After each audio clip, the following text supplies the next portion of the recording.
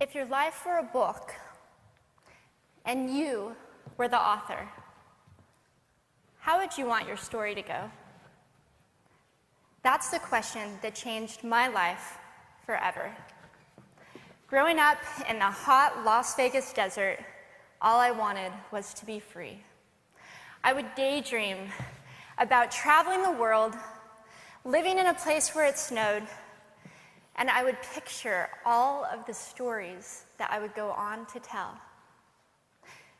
At the age of 19, the day after I graduated high school, I moved to a place where it snowed, and I became a massage therapist. With this job, all I needed were my hands and my massage table by my side, and I could go anywhere.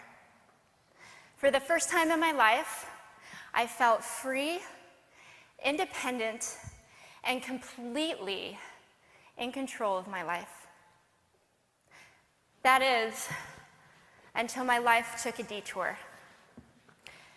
I went home from work early one day with what I thought was the flu, and less than 24 hours later, I was in the hospital on life support with less than a 2% chance of living. It wasn't until days later, as I lay in a coma, that the doctors diagnosed me with bacterial meningitis, a vaccine-preventable blood infection. Over the course of 2.5 months, I lost my spleen, my kidneys, the hearing in my left ear, and both of my legs below the knee. When my parents wheeled me out of the hospital, I felt like I had been pieced back together like a patchwork doll. I thought the worst was over until weeks later when I saw my new legs for the first time.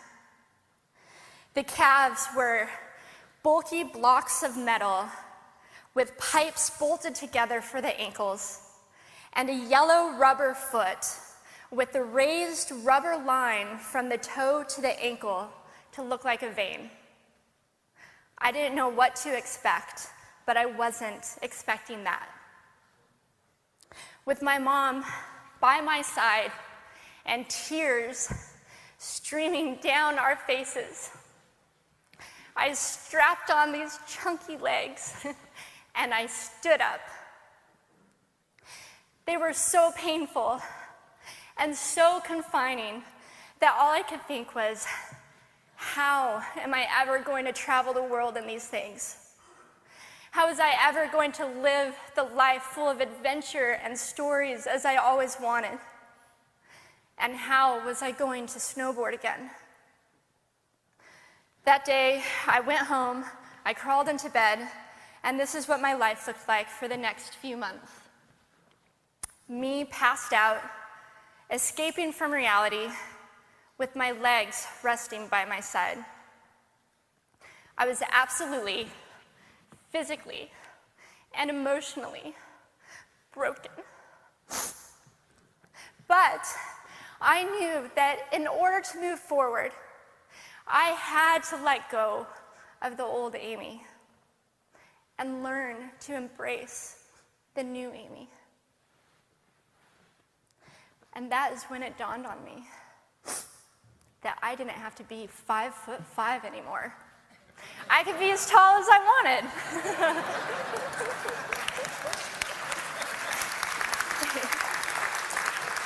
Or as short as I wanted, depending on who I was dating. And if I snowboarded again, my feet aren't going to get cold. And best of all, I thought, I can make my feet the size of all the shoes that are on the sales rack. And I did. So there were benefits here. It was this moment that I asked myself that life-defining question. If my life were a book and I were the author, how would I want this story to go? And I began to daydream. I daydreamed like I did as a little girl. And I imagined myself walking gracefully, helping other people through my journey, and snowboarding again. And I didn't just see myself carving down a mountain of powder, I could actually feel it. I could feel the wind against my face and the beat of my racing heart as if it were happening in that very moment. And that is when a new chapter in my life began. 4 months later, I was back up on a snowboard, although things didn't go quite as expected. My knees and my ankles wouldn't bend, and at one point, I traumatized all the skiers on the chairlift when I fell, and my legs, still attached to my snowboard, went flying down the mountain. And I was on top of the mountain still. I was so shocked. I was just as shocked as everybody else, and I was so discouraged, but I knew that if I could find the right pair of feet, that I would be able to do this again. And this is when I learned that our borders and our obstacles can only do two things. One, stop us in our tracks, or two, force us to get creative. I did a year of research, still couldn't figure out what kind of legs to use, couldn't find any resources that could help me. So I decided to make a pair myself. My leg maker and I put random parts together, and we made a pair of feet that I could snowboard in. As you can see, rusted bolts, rubber, wood, and neon pink duct tape. And yes, I can change my toenail polish. It was these legs and the best 21st birthday gift I could ever receive, a new kidney from my dad, that allowed me to follow my dreams again. I started snowboarding, then I went back to work, then I went back to school. Then in 2005, I co-founded a nonprofit organization for youth and young adults with physical disabilities so they could get involved with action sports. From there, I had the opportunity to go to South Africa, where I helped to put shoes on thousands of children's feet so they could attend school. And just this past February, I won 2 back-to-back World Cup gold medals. Thank you.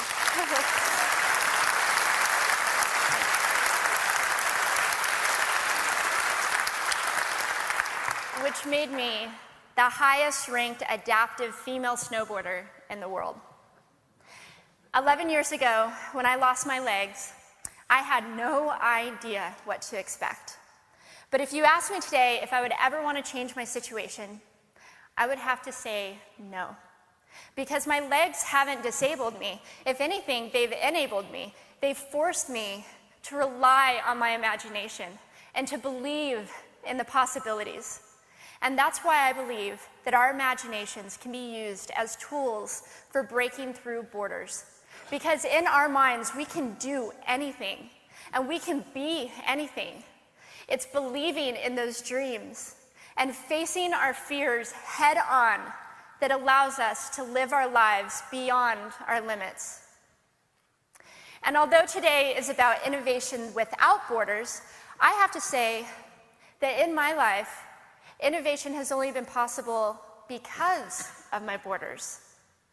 I've learned that borders are where the actual ends, but also where the imagination and the story begins.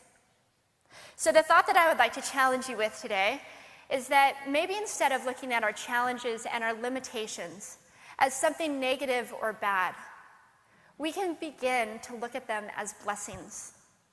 Magnificent gifts that can be used to ignite our imaginations and help us go further than we ever knew we could go. It's not about breaking down borders. It's about pushing off of them and seeing what amazing places they might bring us. Thank you.